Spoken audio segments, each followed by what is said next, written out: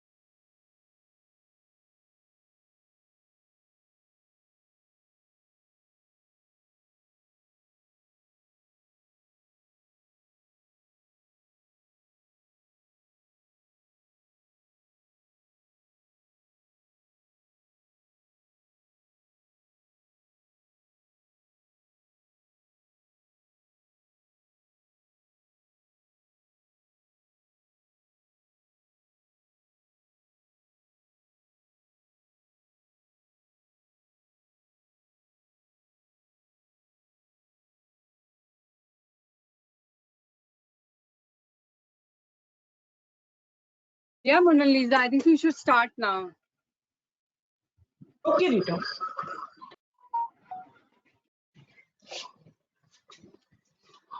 Good morning, everyone. Thank you for joining the webinar. My name is Mona Lisa Bhagat, and I am a manager with Riskpro India.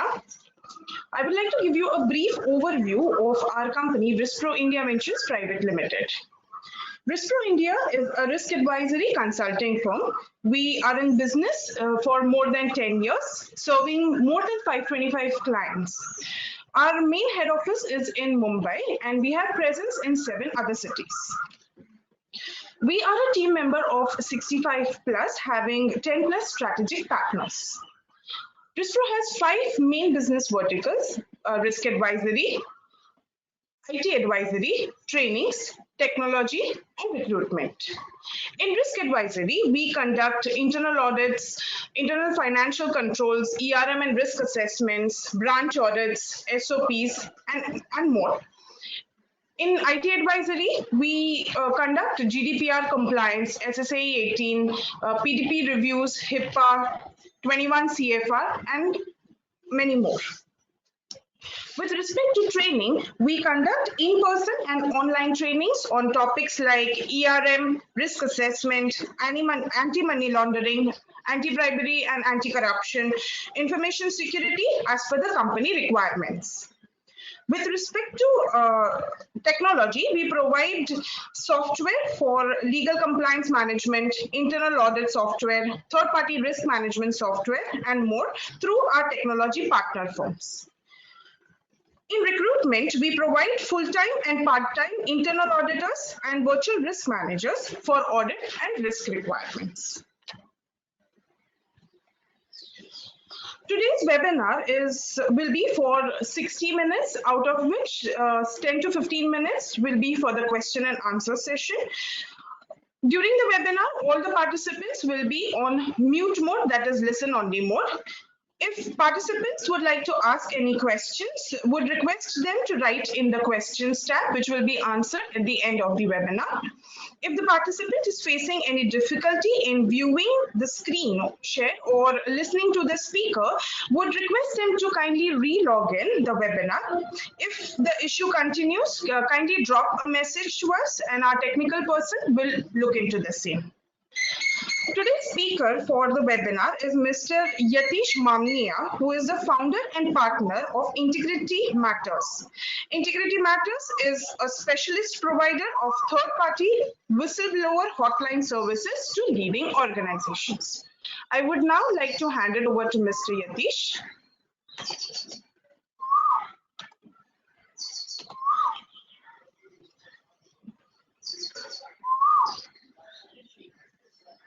Hi, good morning, everyone. Thank you, Mona Lisa, for that introduction. Just give me a sec to fine tune the screen share. Okay. Yeah. So good morning. I'm Yatish. I'm the partner of Integrity Matters, and we are here to talk about how to set up a successful whistleblowing program. So this is not a product demo or anything, but having operated whistleblower mechanism for many companies over the last 8 years, we've learned a lot about this space, and I'm here to share what we've learned so that it could hopefully help in making your program a success, as you are the stakeholders who would be driving it internally. So this is the agenda. First, we'll talk about the legal framework in India, and I won't spend much time on this because I think you're probably already aware of the laws governing whistleblowing. And then we'll talk about some of the questions that management typically grapples with when thinking about whistleblowing. And the third point, and this is the main part of the webinar, where we will jump into some of the reasons why these programs sometimes fail and what can be done to turn them around and make them successful.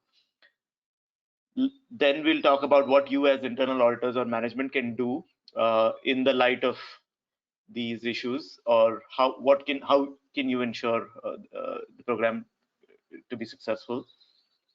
And lastly, I'll just highlight some of the points of having an independent third-party provider to manage your whistleblower mechanism.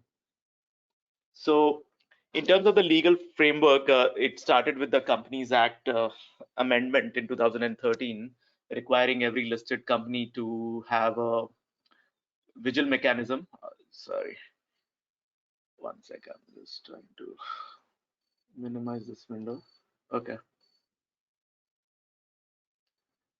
So the vigil mechanism provision is for the directors and employees to have an avenue to report genuine concerns under the company's whistleblower policy, and it doesn't define what genuine concerns might be, but there's also provision to protect whistleblowers against victimization. And the key idea is to provide stakeholders direct access to the chairperson of the audit committee, and for the audit committee to include or display the vigil mechanism in their report or the company's website.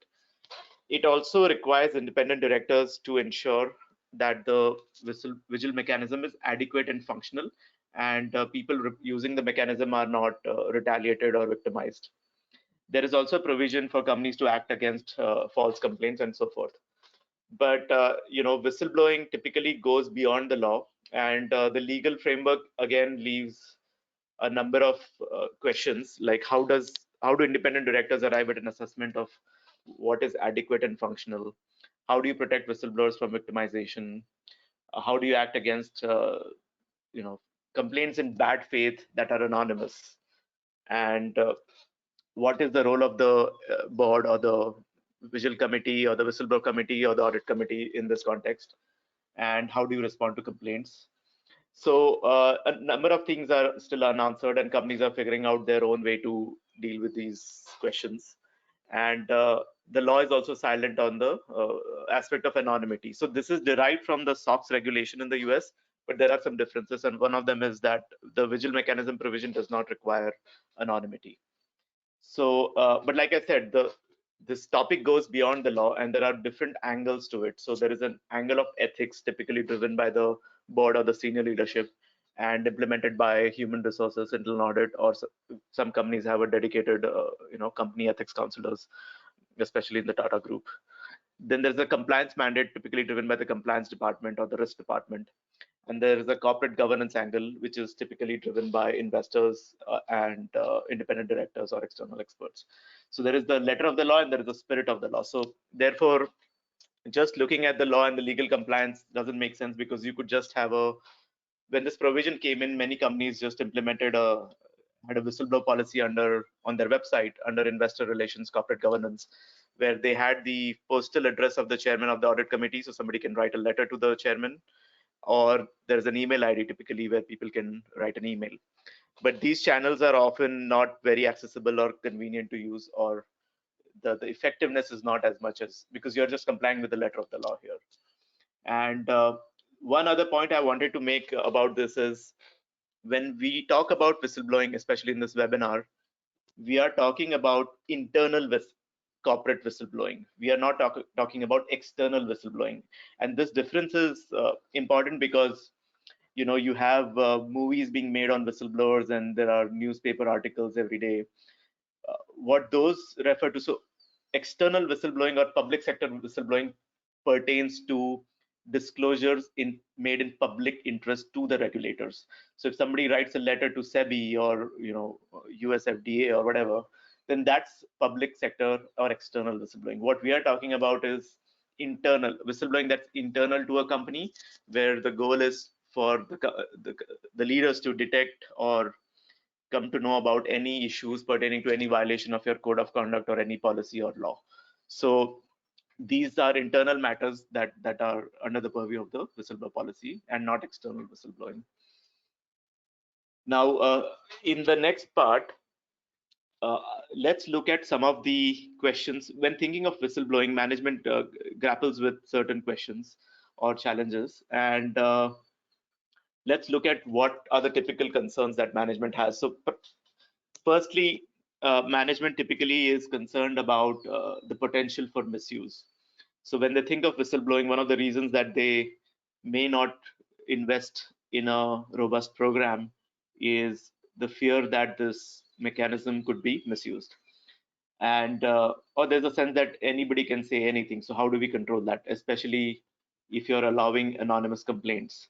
Now, most companies some years back were not allowing anonymous complaints, but that has changed recently, as it's a best practice. Without anonymity, the whistleblower program does not work. So now many companies allow anonymous complaints, and but there is still a concern that how do you ascertain the veracity of the facts and so forth. The other thing is, they also, in terms of having a strong program, companies also worry about sending the wrong signal. So suddenly, if you launch a big third-party helpline or a campaign, then are you signaling to your employees that bad things are happening in this company and therefore management is doing this? Or are you signaling that we don't trust our people and therefore we are putting these monitoring controls in place? So sometimes management also worries about overdoing it, and especially sometimes in some places we've seen this like a parent-child relationship with employees, where I think it's a good idea to treat your employees as a grown-up, responsible adults, so that they behave in a grown-up, responsible, mature manner. But sometimes you have this dynamic where the management wants to tightly control everything, especially, like, for example, during this Me Too movement, in the context of sexual harassment, I was hearing from some companies, for example, that if we communicate too much on it, if we create too much awareness, then it might lead to more cases where, for example, if let's say a guy and a girl are traveling in a company car somewhere and there's a speed bump and the shoulders accidentally touch, then it will become a Me Too case. But to me, that's a bit of overreaction, right? And a guy accidentally touches a girl, it's not going to be a sexual harassment case. But companies sometimes worry about then over communicating, so then everything will become a me too, right? So that sort of thing. Thirdly, they're also not sure about the return on investment of a full-blown program for whistleblowing. And some organizations also have this perception that there is no misconduct. This could be, I don't know if this is willful blindness or whether, companies have told me that very, very large companies sometimes tell me that there is no misconduct. So every time you have, more than 100 people, it's very likely that something is going on. It's in large organizations saying that there's no misconduct is it's weird, because I think maybe what companies mean is that there is no misconduct. It comes down to what you think of as misconduct. Like, take for example, false expense claiming false expenses, right? Now, this is something I've seen commonly happen where somebody's fudging a bill or something, and it's a misconduct, and it happens in many organizations. So the perception that there is no misconduct is also misplaced. And then there is also fear of regulators, auditors, especially in the pharma sector. You see the fear of US FDA. There is also concerns about statutory auditors. Now we have a new law which requires statutory auditors to comment on whistleblower, look and comment on whistleblower complaints. So these are the things that typically management contends with. And on the other end of the equation, we have various dilemmas that the whistleblowers themselves face. The first is fear of retaliation, and this is the biggest one, where people fear that if they say something, then they will be victimized for it, or their identity may be compromised. So even if they're anonymous, what if their IP address gets tracked or call gets recorded and so forth? And if they come forward with their name and identity, what if during the course of the investigation their identity gets leaked? They might be tagged as snitch by their peers. Or sometimes there is apathy that nothing is going to happen, so why bother? Or why should I report it if this is not affecting me individually? If the company is suffering, why should I care? And what if seniors are involved? What if I have a suspicion, but what if I report it and they could not prove it? Then I might look bad that I made a false complaint, right? So should I still report if I'm only suspecting something and I'm not 100% sure of something? So these are the questions that typically whistleblowers grapple with. And an effective program is essentially balancing both these sides. In reality, what happens is the employee fear of retaliation and harassment and so forth is highly exaggerated. So retaliation does happen, but not to the extent that employees tend to fear. So this is an exaggerated in the minds of people. And on the other hand, the concerns that management has also tends to be exaggerated, especially concerns around misuse. Now, I know we have some of our clients on the call as well, and if they could speak, I think what they might tell you is the real challenges in implementing a whistleblower program are more around receiving complaints that don't have adequate information. So it's making it hard to investigate, or whistleblowers not engaging in the process. So if you receive an anonymous complaint and maybe you want to ask more questions or need more information, the whistleblowers are not engaging with you or following up on the report after that. These are the real challenges companies face, not so much around misuse. Like, I don't think we've ever seen a case where specific facts of a specific incidents are completely made up. The whole report with specific details is completely made up. So that kind of misuse, I don't think happens. And some people might exaggerate a few things, but completely made up reports are, I think, quite rare. And of course, there are issues around the skills resources needed to investigate, issues that are not serious or frivolous, taking up time. And this is also a concern raised by many companies, because sometimes companies only want to know if there is something serious going on, like vendor bribery or some fraud scheme, but they're not so interested in maybe behavioral issues, or somebody saying that my management is talking rudely to me. Maybe they're not so interested in that, and or reports with inadequate info and so forth. So ultimately, the idea is to balance these concerns and meet at a midpoint so that you can have an effective program where employees are not overly worried about retaliation and there are controls in place and you have a strong anti-retaliation policy. And on your side, on the side of management, you are communicating clearly your expectations, in terms of the quality types of issues to be reported, the quality of information to be provided, and expectations around who will investigate, whether the cases will be investigated or not.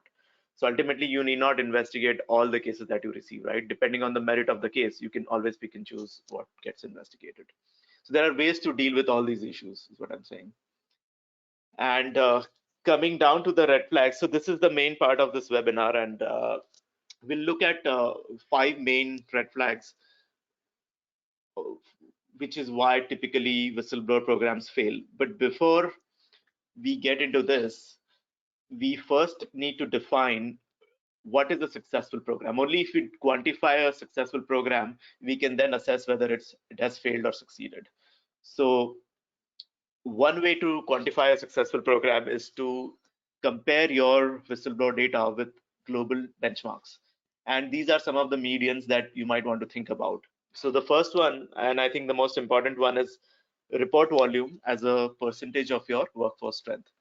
Now, globally, the median is 14 reports per 1,000 employees. And this is a median of 17,000 companies and 1.4 million reports across these companies. So this is a fairly accurate number. Sometimes some companies tell me that this might be the global median, but in our case, it's unlikely to be so high. So we are not expecting misconduct to be, in this range. But then what you're saying is that our company is different from pretty much the rest of the world, right? So this is a fairly accurate number if you want to really measure the effectiveness.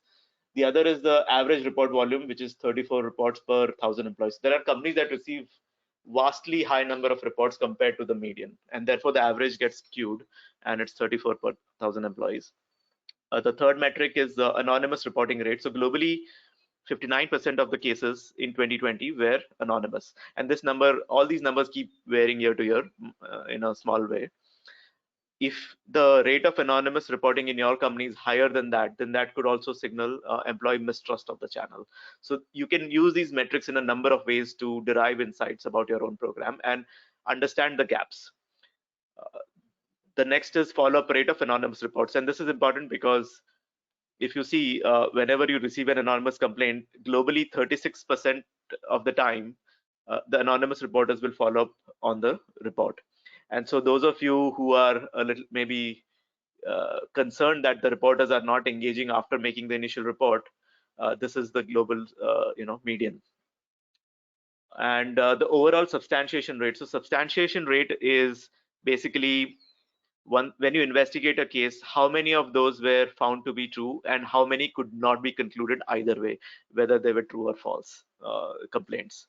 So the overall, the substantiation rate is 43%, which is what it means is in out of 100 reports, 43 were proven to be correct.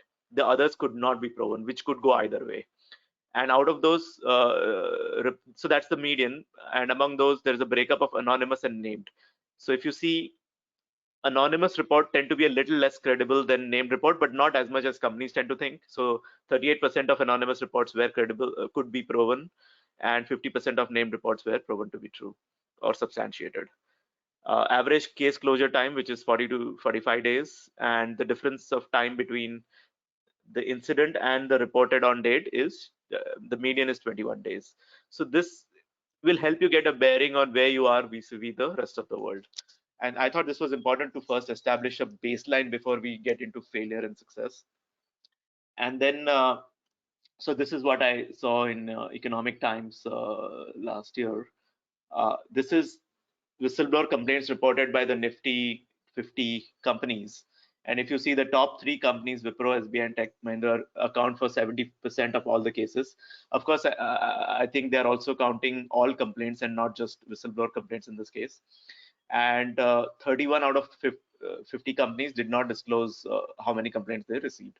So what this tells us that the space of whistleblowing in corporate India is still evolving. It's still in a nascent stage, and the maturity is evolving over a period, right? So some companies are maybe ahead of the curve and some companies are lagging. So yeah, let's look at the 5 red flags. And the first is strength of management buy-in. Now, typically management buy-in it's not a binary. It's not that you have a management buy-in or you don't have. And typically it's a spectrum, right? It's not a black and white. So on this spectrum, you will find companies that are, let's say, 2 out of 10 in terms of management buy-in, or 5 out of 10, or 8 or 9 out of 10, right? So the strength of management buy-in is everything. And I think if this is not there, a strong management buy-in is not there, the rest of the slides or the red flags don't even matter. To give you one example, one company recently shared with me that they had a board meeting where now this company receives complaints in 3 digits annually. In the board meeting, the board felt that this number was low given their workforce size. So the board set a goal for the management to double the number of whistleblower complaints in the next 12-year period. So let me repeat, the board has set a goal for the management to double the number of whistleblower complaints by promoting the program in the next 12 months. So that signals to you, like I would say that is 9 or 10 out of 10 in terms of the management buying.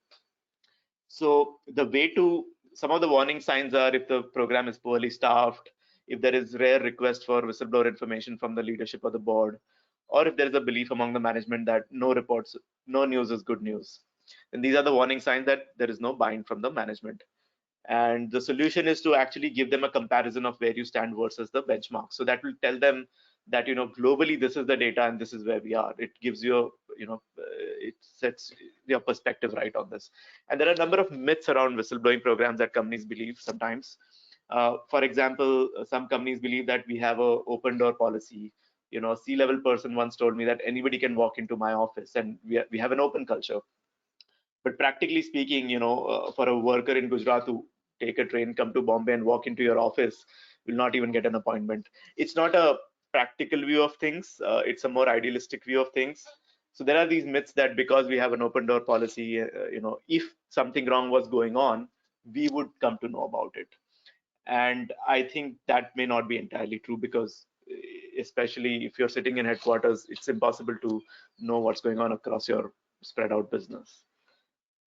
Then the second challenge that we see, and this is actually a big one, lack of clear ownership, where there is a confusion about who owns the overall program. I have never seen in any company, I think, where anybody is responsible as part of their KRA to drive the effectiveness of the program.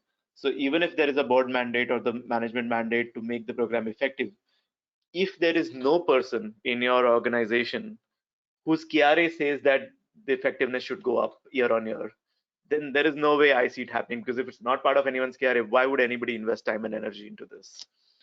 And so that's a big warning sign to me, right? And so the solution is to identify a department or a person who will drive the program at a leadership level, make the right budgets and resources available, and somebody down below to drive the effectiveness. And only when it's part of somebody's KRA, I think it will actually get driven.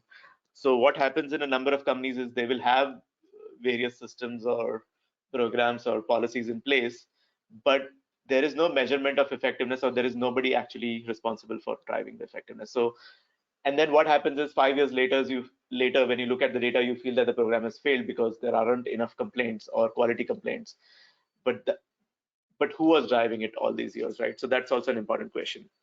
And then maybe it might help to set up a whistleblower committee or a values committee or an ethics committee. There are different names for it, with a clear charter and required skills. So just having a committee is not enough, but it's also important to have a detailed charter. For example, how many times are they going to meet? What are the skills that they need to have? What's the investigation process? How is the reporting to the board and audit committee going to happen, and so forth. So clear ownership is important. The third one is employee mistrust, and this is an obvious one. If the report volume is very low or the percentage of anonymous complaints is very high, it signals mistrust of employees. If reporters are not engaging, or if they're suspicious of their identity getting compromised, this is again a warning sign. And one example I have from real life is that a company launched an employee engagement survey, and it was a third-party survey, and the third party kept saying this is an anonymous survey. But when I asked some of the people who took the survey, they told me that they gave 10 on 10 on everything on an employee engagement survey because they were worried that their IP address will get tracked. So if people are worried about employee engagement survey, the question of whistleblowing is even, doesn't even arise in that case. So that's employee mistrust. And but there is a very good way to deal with this. The first, employees need to see proof of the pudding, right? So just promoting the helpline is not enough. What companies do is they promote it, they send emailers, they have posters, and they have whistleblower information in the induction program for new joiners. But what they are not doing is, so many companies do a lot of things on the whistleblowing front, right? So they have a committee, there is a team of investigators across locations who is tasked to investigate issues that come in. There is board reporting that's happening, there are systems in place, the identity, there are mechanisms to protect the identity of the reporters. There are all sorts of things that companies are doing, but employees don't know about it. So what companies do is they promote the reporting channels, but they don't talk about what they're doing in the back end, which would signal to the employees how serious you are about this. So if you share evidence that reports are being properly investigated, that maybe an MIS report on an annual basis or once in 6 months, if you share an MIS report saying that we received X number of complaints and here is the rough breakup of these complaints in terms of the nature of issues received and resolution, then they will also get the confidence that yes, this mechanism is working, the company is taking it seriously, somebody's tasked to look into it, and this is a serious affair, right? And especially if you can maybe create a case study by removing people's names and sensitive information, and if you can circulate case studies of real cases that came in, that will prove to people that there was a case that come in and you investigated, so the mechanism or the program works as intended. And of course, having a clearly defined and strongly enforced anti-retaliation policy is also very important. Uh, Again, anti-retaliation is a larger topic than what we can get into right now, but this is an easy one compared to the rest of the points. Employee mistrust is easy to do. You just share the information and talk about it more, and also talk about your who will investigate, what are the turnaround times, what can they expect, all those sort of things, instead of just communicating the reporting channels. And of course, here many companies are also now launching e-learning modules on whistleblowing, where they go into the details of the whistleblower policy. So you have a whistleblower policy, and most people would not have read it, right? And very few people will actually go to your website, go to investor relations, corporate governance policies, and then click on vigil mechanism policy and then read it. On their own, very few people will do it. But if you, so many companies are launching e-learning modules where it will walk them through the policy in an engaging manner, where you maybe have a exercise where, so one of the concerns companies have is frivolous complaints. So you could always have an exercise where people can identify, you have a list of issues and you can have two buckets. So people can drop the whistleblower issues in one bucket and personal grievances in another bucket, which will train their minds as to what issues are whistleblower issues and what types of issues are personal grievances. So personal grievances are not to be reported on the whistleblower through the whistleblower channels, and that way you avoid receiving these types of issues or operational issues that might come in through these channels. Yeah, the next one is outdated case management, where we've seen that sometimes these cases are often managed in Word and Excel files, where there is poor security. Anybody who gets a hold of the file has access to all the data. There is no tracking of, if the whistleblower case data gets modified, there is no track of who modified data when. So the data integrity cannot be assured. The biggest risk here is the identity of the reporter getting compromised. So if somebody gets a hold of that file and finds out the name of the whistleblower, then the whistleblower can get into trouble. So not having proper secure systems with restricted access to data is also a problem. For example, one company was telling me that there was this one person handling all the whistleblower data, and she had a 700-800 page Word document in which she was managing all the whistleblower cases, tracking all the whistleblower cases from the last 7-8 years. Now, what if that Word document gets deleted, or what if she leaves the organization and does not do a proper handover, does not happen?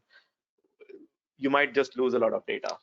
So not having a proper system is also a challenge, not just from a security standpoint, but also from a standpoint of proper record retention and document management, which might even be required by law. So if there's a court case and you lose the data, then again, you're in trouble. And the fifth one is lack of awareness. So here again, like I was referring to, the warning signs are of course low report volume is the obvious one, or a low volume of reports from a specific section of the company, which could be a specific location. Maybe you're receiving low volume of complaints from your offices outside of India, or maybe you're receiving low volume from field staff or from vendors. So if there's a particular section from which you're receiving low volume, maybe they need to be targeted more often in terms of internal communications. Wrong types of issues being reported. So this is again a function of lack of awareness. So if people are not familiar with your code of conduct, like for example, many people don't know what's a conflict of interest and various other topics.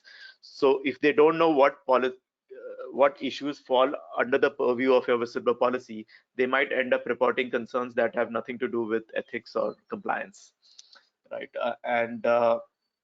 Uh, Again, this also pertains to awareness about your backend mechanism. So the fact that you have a committee, you have a strong investigation process, that all the complaints are or the MIS is shared with the board of directors, the things that you're doing in the back end and not telling employees is also lack of awareness, which impacts their confidence in the system.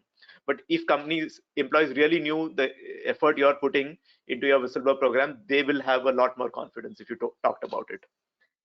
And solutions are simple. So one thing I suggest to companies is that you are anyway having these employee engagement surveys once in a year. So why not include like 2 questions on whistleblowing? One could be, are you aware of our whistleblower channels or mechanism or policy? And second, if you came across a non-compliance or an ethical violation or a misconduct, will you be comfortable in reporting it to either to your seniors or in an internal department or through the whistleblower mechanism? Would you be comfortable? So that will tell you, the amount of trust and confidence people have or their awareness level. And it's important to conduct these kind of surveys or include these questions around whistleblowing in your surveys that you're anyway doing. Annual ethics and compliance training, these are becoming very common. So most companies now have annual certification trainings on various topics like code of conduct, or POSH is of course mandated by the law. There could be trainings on anti-bribery, anti-corruption, insider trading, whistleblower policy, and many other topics. So that will enhance their knowledge not just of your whistleblower policy, but also of the various uh, policies, a violation of which is supposed to be reported. So anti-bribery is an interesting one because now you have the amended PCA, Prevention of Corruption Act, where even the bribe giver is now giving a bribe is a criminal offense, which was not the case. So people should know about these things. And involve your internal communications team in rolling out an ongoing multi-channel campaign. So this cannot be just a one-time thing where you send out an email or from the CEO's mailbox and that's it. Right? It's important to have this communication multiple channels and on an ongoing basis. So even if you send one emailer a month or maybe a WhatsApp message or post something on your internal social media page like Facebook Workplace or Yammer, and there are many ways to do this. And it will also improve the perception of your organization as being ethical. So this does not just help in detecting and deterring ethical violations, but it also enhances the perception of the company. And lastly, what you can do as senior managers or internal auditors. But before we get into this, I would like to have a quick poll to understand where we stand. So I have 3 questions, and I'll launch them one by one. And let's take a look of collect some data and okay. So the first questions on your screens, and you'll have 20 seconds to respond to this, is this one.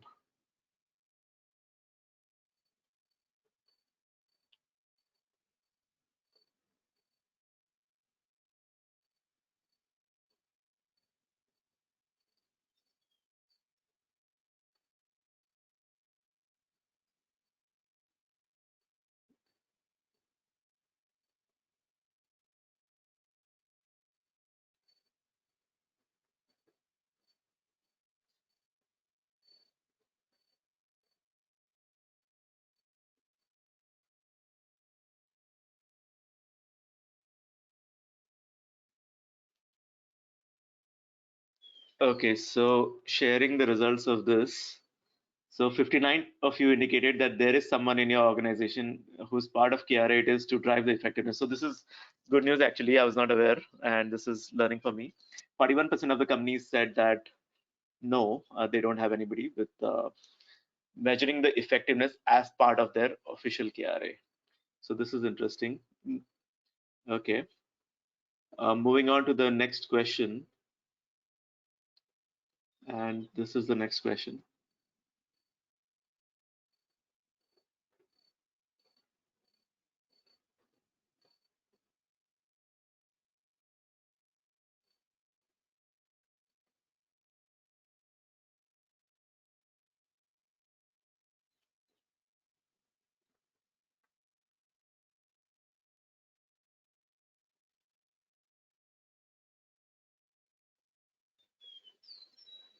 And I don't have the don't know option here because if you didn't receive the whistleblower data yourself, then it's probably a no.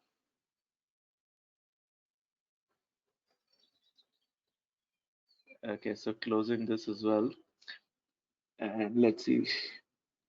So 78% of you said no and 22% said yes. So 78% of the companies are not sharing whistleblower data with their employees. And this is one of the key ways you could build employee trust around your program, because when they see it in action, they will believe it and start trusting it. Okay, so moving on to the last question.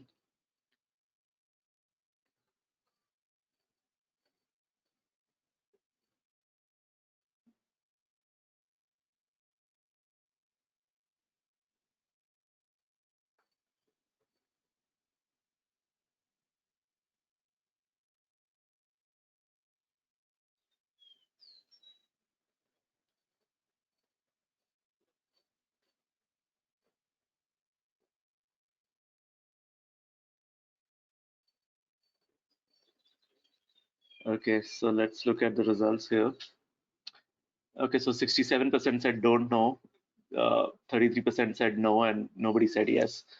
So the annual report volume in your company being above or at or above 1.4% of the workforce strength is either no or don't know, but nobody has said yes. So this gives you an idea of where we are in terms of the maturity of the programs. And so what you can do as management or internal auditors is very straightforward. Firstly, if you are responsible for auditing this, then I don't know the kind of auditing that actually happens, but if you're only asking if we have a whistleblower policy or not, then that's not enough. What you need to also do is define the operating effectiveness of, it's an internal control after all. So you need to measure the operating effectiveness. And one straightforward way to measure the effectiveness is to measure the report volume. And if it's too low, then it's as an internal control, it's not probably not working very effectively. Review who is responsible for program effectiveness. Has anybody been assigned to the task or not? Identify the red flags. See if you see any of the warning signs that or red flags that we discussed, and design appropriate solutions. Survey your employees, as I was saying. Right? Would they report if they came across a violation? Is a good question to ask once in a year. And do you have a committee? Are they skilled to perform their task as part of the whistleblower committee members? And measure your program through KPIs. So the benchmarking report, the NAVEX benchmarking report is available for free online. So download it, go through it. It's a very interesting report for you to read. I think if there's one thing you can do is just download and read that report, which will give you an insight into how this is working across the world and where you stand. So then the good thing about that report is it also tells you exactly how to calculate these metrics based on the data you have. So you may not have all the data, but you will certainly have the report volume. You will have a breakup of anonymous versus non-anonymous. You will have a breakup of relationship of reporters with the company, rate of follow-up by submitters you may or may not have, but you can start capturing this. So if you're not tracking how many reporters followed up on the report, you can start tracking it. You also may or may not have, out of 100 cases, how many were substantiated or how many were unsubstantiated. But you can start tracking that if you're not doing that. Breakup of nature of issues. So the report breaks down the issues into 4 types, and you can also bucket your issues into these 4 categories and calculate the percentages of each category and see where you stand. And the average resolution time. So if your resolution time is below or above that, if it's below that, that's a good thing. If it's above that, that maybe needs to be reduced. And so the key thing, one thing you can do is to benchmark your program and then design interventions based on data. So data driven, it helps with data driven decision making, and you're not just driven by perception or qualitative issues. So if you're responsible for this, I think start measuring it and start looking at the red flags and the solutions. For companies who already have a robust program, I think one area of focus could be to assign somebody to drive the KRA or the effectiveness, and maybe survey employees and their perceptions. Ultimately, if you're meeting or exceeding these benchmarks, then you can say that this is really working. And lastly, advantages of a third-party provider. So many companies choose to run their programs internally, and many companies choose to outsource it to a third party. And the advantages of a third party are that it has a high ROI among all types of fraud controls. Ultimately, this is an internal control, and a strong whistleblower program can have a very high ROI compared to the money you spend on it.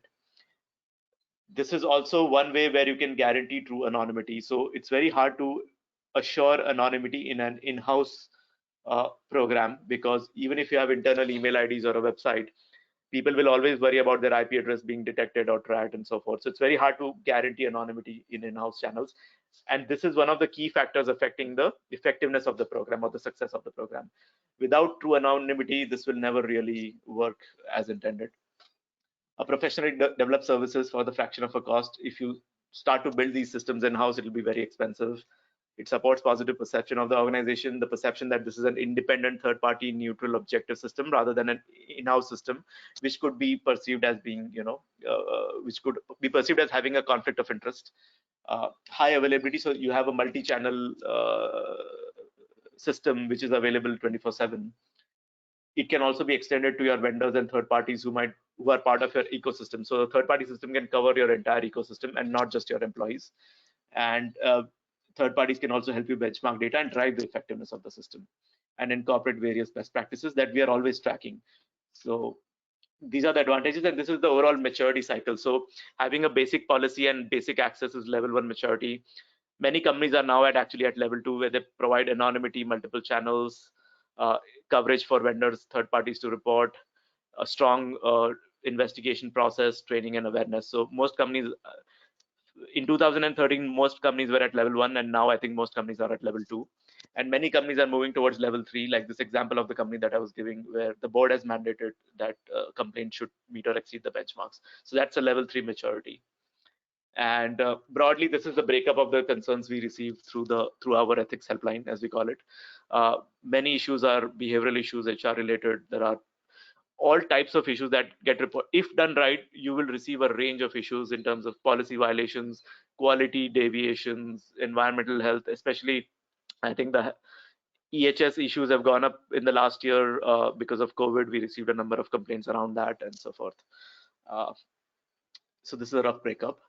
And yeah, I think I'm right on time for a Q&A session. So if you have any questions, happy to hear from you and we can talk about them, or any comments.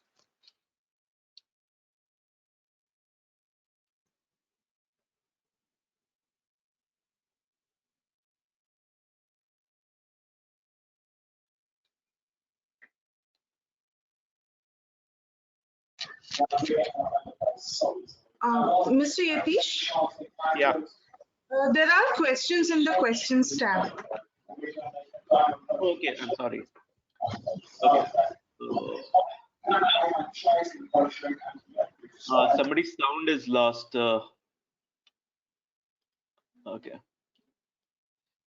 So first question is, should a whistleblowing program be extended to vendors, customers, business partners, and third parties? If yes, what controls, restrictions should be placed in such whistleblower complaints to ensure fairness and truth in complaints? So this is the first question, and a good one. So the best practice and where companies are moving is to include their third parties, vendors, supply chain partners, agents, distributors. All of them are covered. In a good, robust program, everybody's covered because they're part of your ecosystem. One of the questions that comes in, and this is related to the question, this question is, if we are procuring something and we are evaluating 3 vendors for it, ABC, and we give the contract to vendor A, so then B might say that the procurement person took a bribe, right? For example. So then how do you protect against that? So our suggestion is that your whistleblower mechanism should be extended to your vendors with whom you already have a relationship. So after you get into a relationship with vendor A, you should extend it to them, not before that. So this will prevent any complaints from vendors who have nothing to do with you, who are not doing business with you. That being said, if somebody does complain that they suspect that, then let them come forward with a very specific details of the issue for you to be able to investigate that. But the key point here is to, in terms of the fairness and truth in complaints, when you receive a whistleblower complaints, when you look at the complaint, you need to go by the merit of what is being said. So if there is enough information or basis for you to investigate, then you investigate. If the information is not adequate and you feel that this does not merit an investigation, then you can always pose follow-up questions to the reporters, even when they're anonymous. So through systems like ours, you can have a two-way communication with anonymous reporters. And what the process that companies follow is you give whistleblowers 7 or 8 days to respond to your follow-up questions. And if they don't provide the information you've requested in that timeline, then you can close the case without an investigation. So the idea here is to let people say what they want to say, but at the back end, you decide which cases merit an investigation and which cases need to be dropped. Right. So the second question is, okay, so there are a couple of people who are saying that they've lost the sound or audio. So that is for Mona Lisa. Can you look into that? The third question is, what are the golden rules while defining whistleblower framework? Okay, so this is a longer conversation, but the idea is to align it with the global best practices, which means extending it to vendors, allowing anonymity, giving people multiple channels to report and not just physical letter or email, having a strong back-end resolution mechanism and turnaround time to close the cases and so forth. So there are many things that go into defining a whistleblower framework, having a cross-functional committee of members to look into these issues who are properly trained to investigate and so forth. So having skilled investigators is also part of a robust framework. And there are many things that go into it, including benchmarking, tracking whistleblower data, reporting to the board, and so forth. So the next question is, what is the name of the report? Any link available? I'm not sure of this question.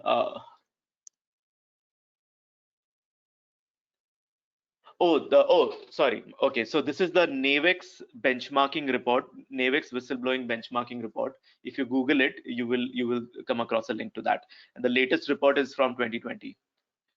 NAVEX, NAVEX is a whistleblower service provider, global service provider, and they release this report annually. So that was the last question I have. Okay, maybe anything else? Okay, actually there are many more questions. So as a pure assumptive question, if the company owner director himself is heading the fraud, corruption, manipulation, what ought to be redressal by an employee then under such circumstances?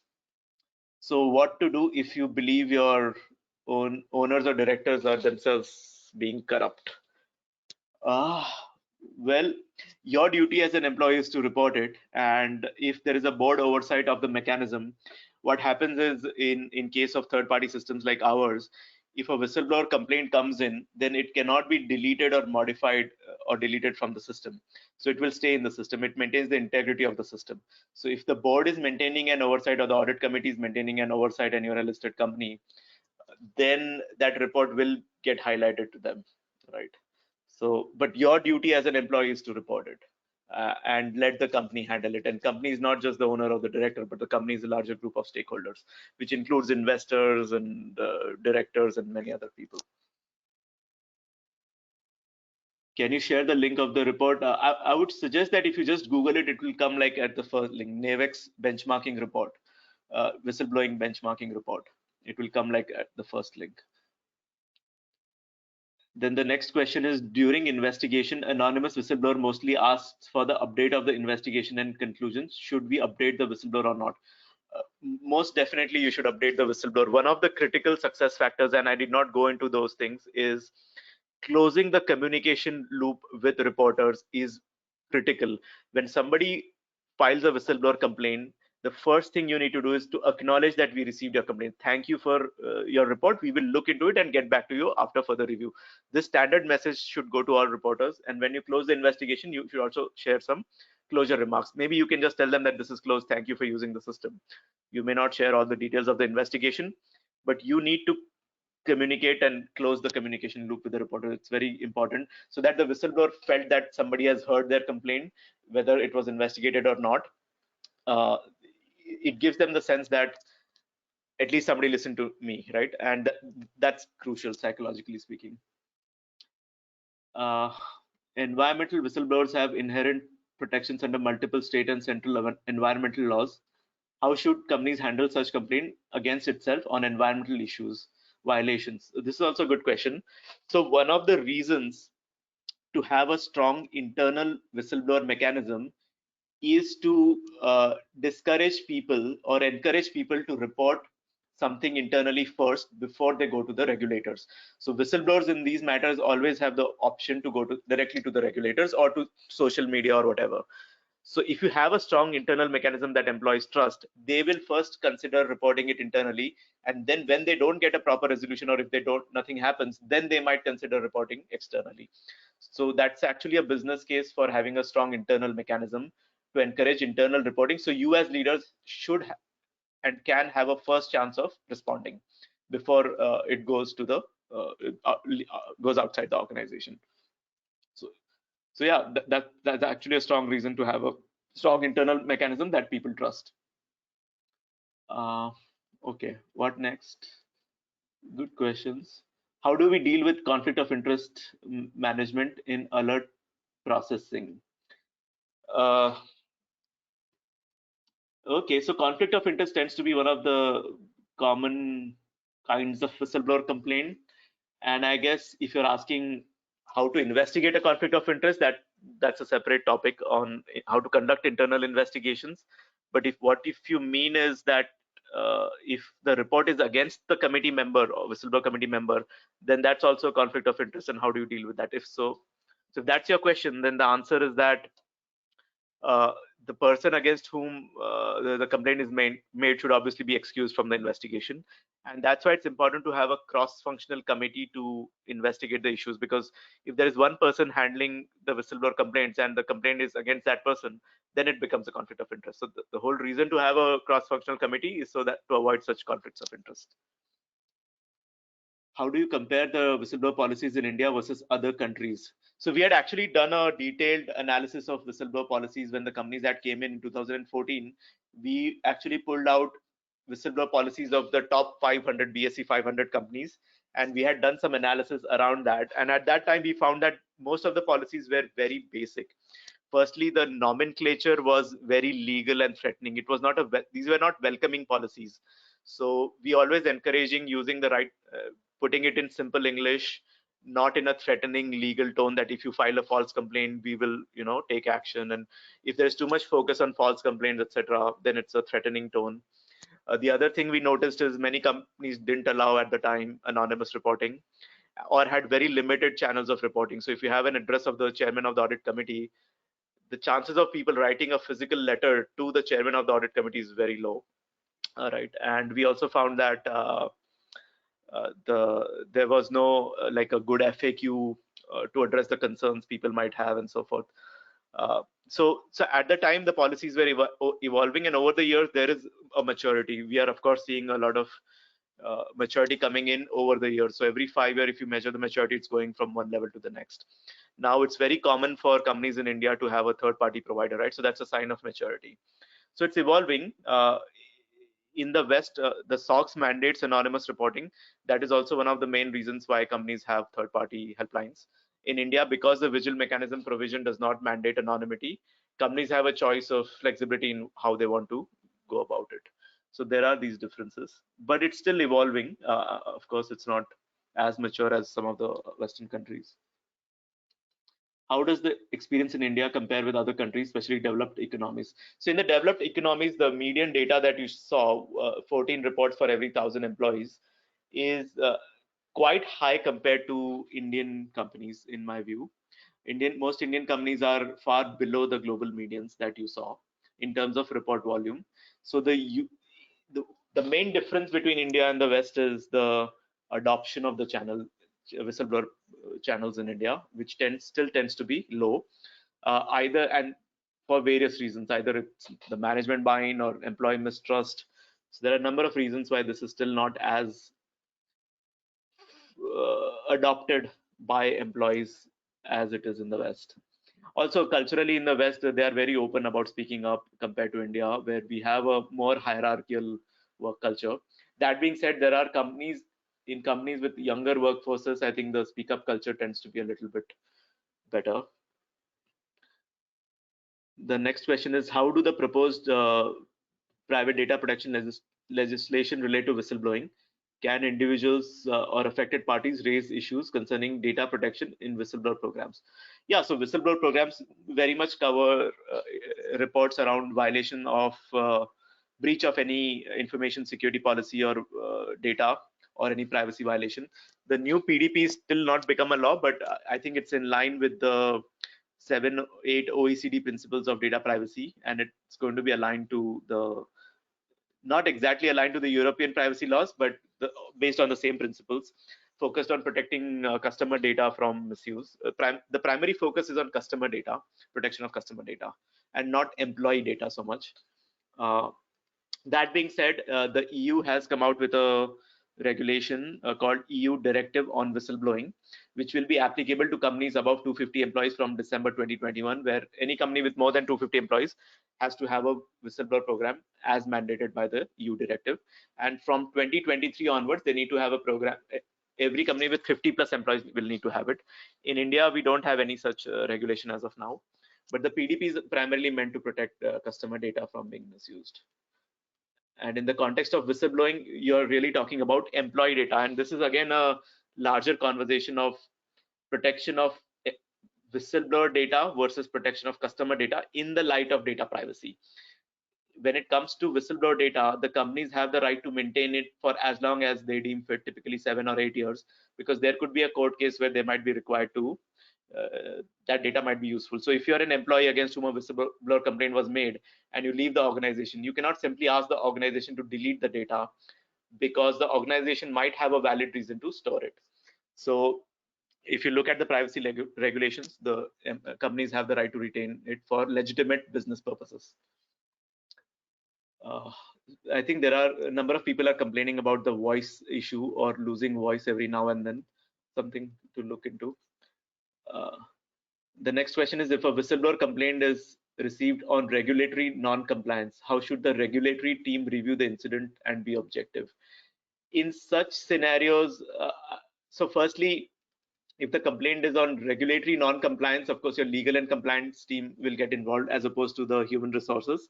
And based on the merit of the case, you could either have an internal investigation to assess the merit of the case or the veracity of the case, or in many cases, what companies are doing now is anything other than, so many companies are now actually engaging third-party experts to investigate. So typically you have these forensic firms and external experts that can be called in on a case-to-case basis to investigate cases. So depending on the seriousness of the issue and the quality of information provided, many companies also engage external experts, not just for their expertise, of course, but also to have an independent, objective investigation.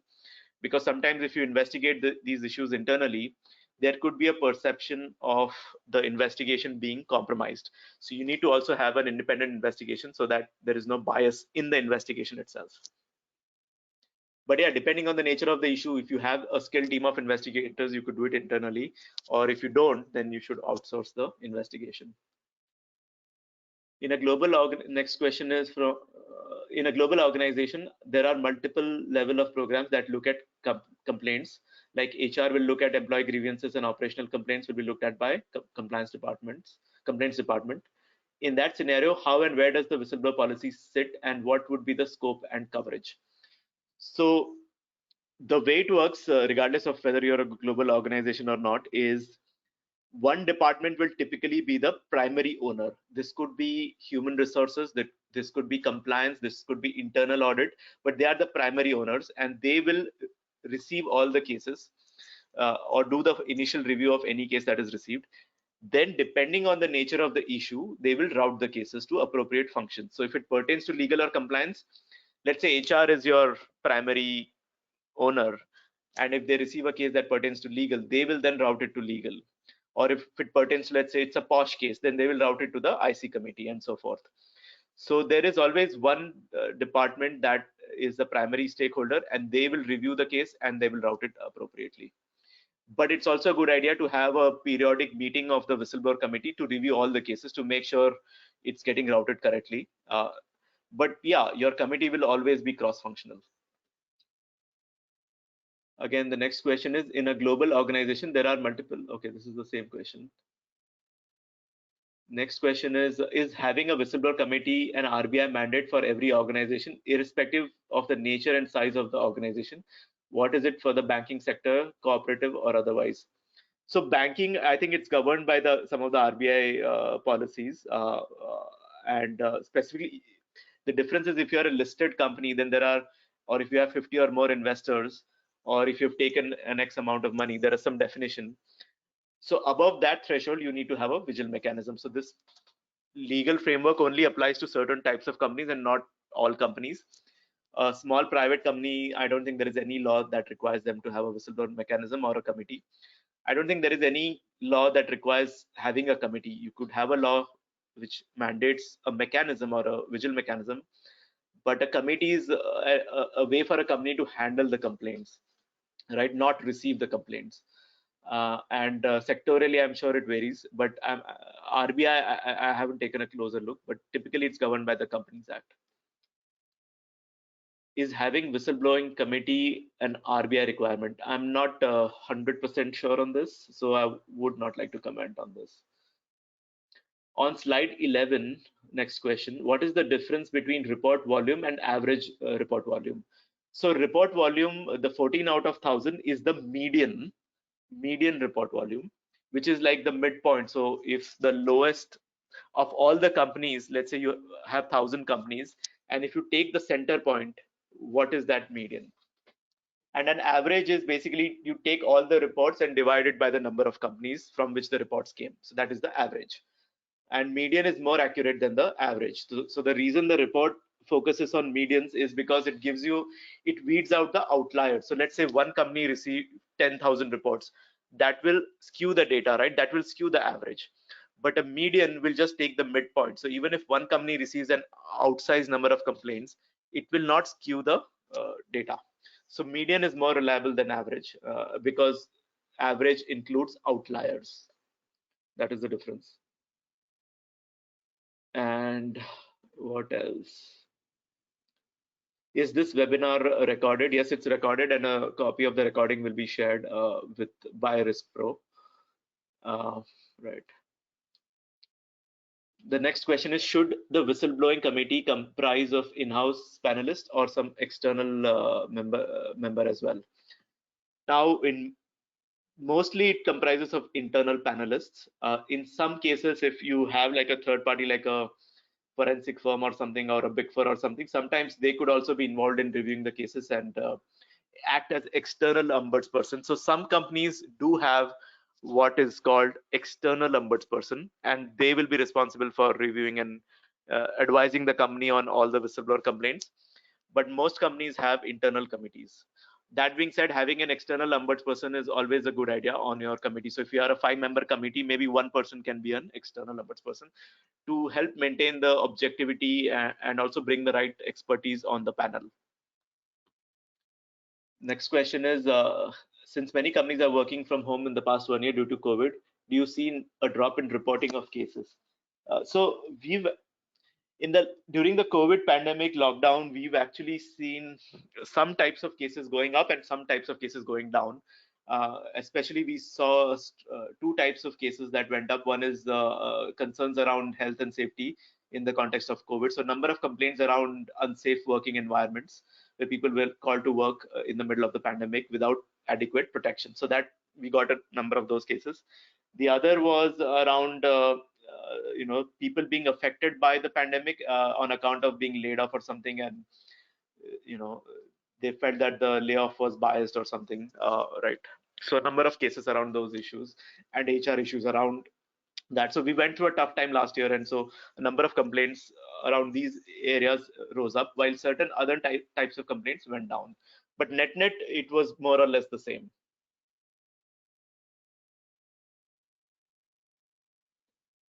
And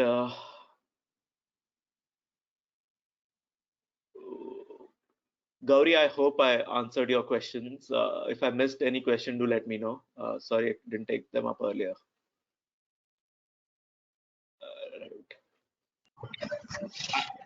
I'm just reviewing if I missed any question. But yeah. Yeah, that's all the questions. Yeah, thank you. Thank you, Mr. Yatish, for a wonderful webinar. Thank you, everyone, for joining the webinar. If you have any more questions, you can write to us at info@rispro.in. Thank you, Mr. Yatish. Thank you, everyone. Have a nice day. Thanks, everybody.